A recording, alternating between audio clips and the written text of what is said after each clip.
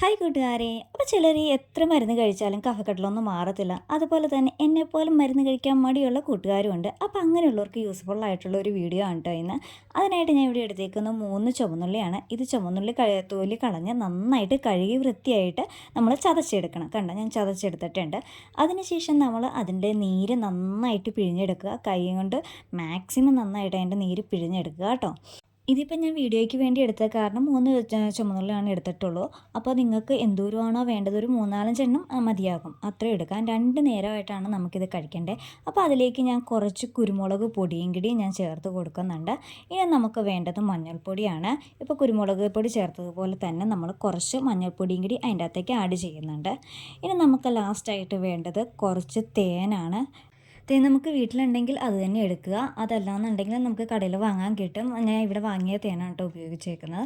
അതും കൂടി ചേർത്തിട്ട് നമുക്കിടെ ഇതൊന്ന് നന്നായിട്ട് മിക്സ് ചെയ്തെടുക്കുക. ഇനി വേറെ ഒന്നിൻ്റെ ആവശ്യമില്ല കേട്ടോ. ഇത്രയും മാത്രം മതി. ഇത്രയും ചേർത്തിട്ട് നന്നായിട്ടൊന്ന് മിക്സ് ചെയ്തിട്ട് ഇത് രാവിലെയും വൈകിട്ടുമായിട്ട് ഓരോ സ്പൂൺ വീതം, കുഞ്ഞുങ്ങൾക്കും ഉപയോഗിക്കാം മുതിർന്നവർക്കും കഴിക്കാം കേട്ടോ. ആർക്ക് വേണമെങ്കിലും ഉപയോഗിക്കാം. ഓരോ സ്പൂൺ വീതം കഴിച്ചാൽ മതി. കുഞ്ഞുങ്ങൾക്കാകുമ്പോൾ 1 സ്പൂൺ വേണ്ടായിരിക്കും കേട്ടോ. അപ്പോൾ എല്ലാവരും ഒന്ന് ട്രൈ ചെയ്ത് നോക്കുക. ഉറപ്പായിട്ടും കഫ ഇളകി പോകാൻ നല്ലൊരു മിശ്രിതമാണ്. അപ്പോൾ ട്രൈ ചെയ്തിട്ട് ഫീഡ്ബാക്ക് പറയാൻ മറക്കരുതേ. ബൈ.